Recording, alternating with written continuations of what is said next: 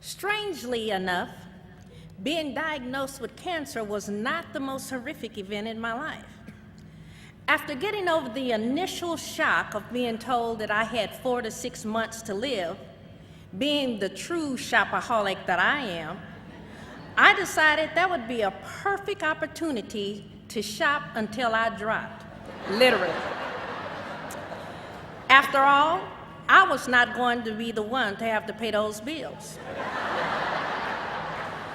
So I set out with the task of making Neiman's, Macy's, and Nordstrom's my new hangout spots. There was only one fly in the ointment. My dream team of marvelous doctors at MD Anderson Cancer Center somehow managed to flip the switch on death, and I survived. While my family was ecstatic,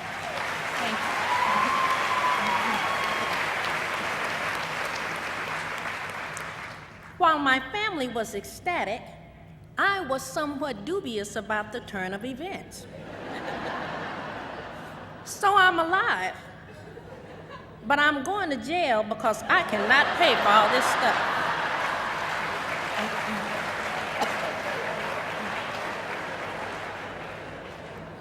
Well, I had a terrific garage sale and returned what I could. And then I set out a plan to pay for the rest. Through a curious turn of events, at age 42, I went back to school and became the teacher that my now deceased father had predicted years before. You see, I never wanted to be a teacher because I lived with them, and I knew they were mostly scraping for money every month. I had bigger things on the horizon, but many of you now know that the heart truly knows where you belong. From the first day I walked into a classroom, I knew this was why I had survived cancer. I knew that I was finally home. When the opportunity for me to teach AVID was presented, I jumped on it like a truckload of Jimmy Choo shoes.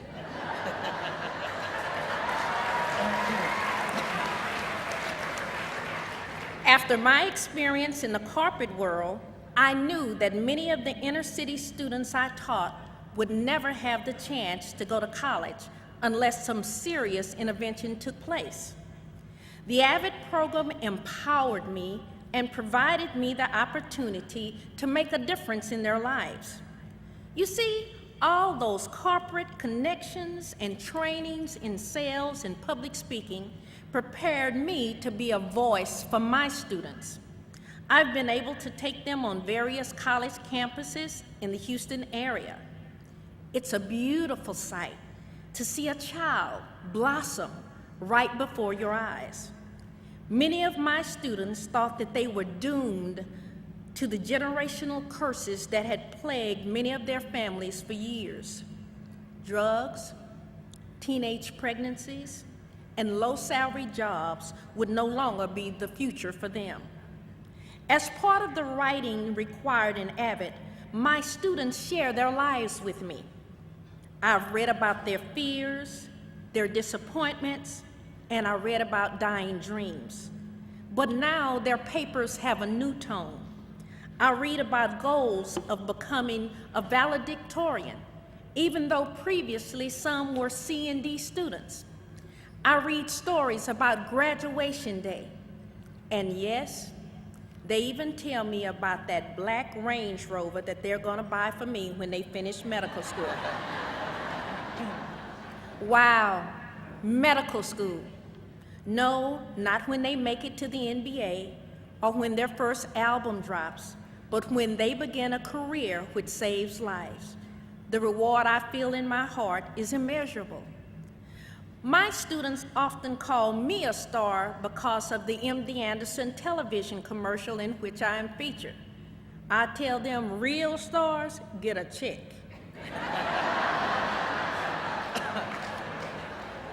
I did not. I tell them that they are the real stars because they are taking a risk. They are trying to do something that has never been done before in their families. That takes courage. It took no courage for me to get in front of the television camera, just a team of Hollywood people to make me look good, and I did look good.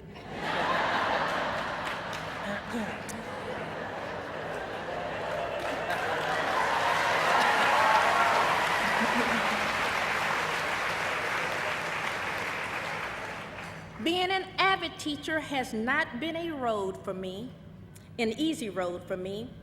After the first month, I was seriously considering hanging up my easy grader. How was I ever going to grade all those binders and tutorial request forms? How was I going to keep up with tutors who weren't much older than the students they trained? How was I going to sneak in a few hours of sleep each night?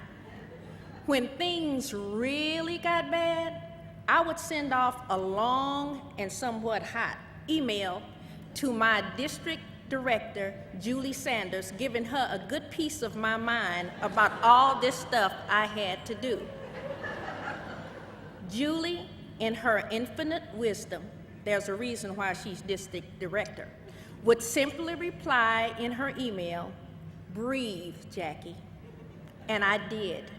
And I went on to fight another day.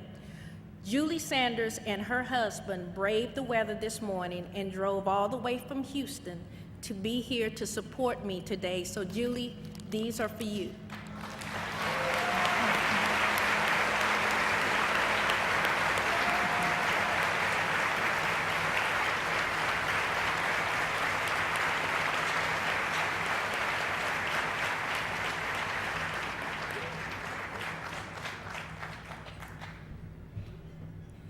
Leave it to me to go off script.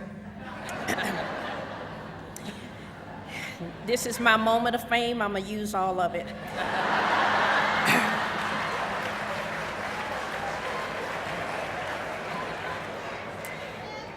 At my first coordinated teacher training, I met Patrick Briggs, who informed me that I did not have to teach the entire AVID curriculum by Christmas. He also gave me some wise words and told me to start having fun with my students and share in this new spirit of discovery. Patrick, I listened. AVID will forever be a part of my life. The bonds formed in that classroom will not fade because AVID will not fade away. I thank God for sparing my life and for giving me a purpose. Most people think that the 20s and 30s are the best time in a person's life, but I can refute that with evidence. Don't I look great at 54 and a half?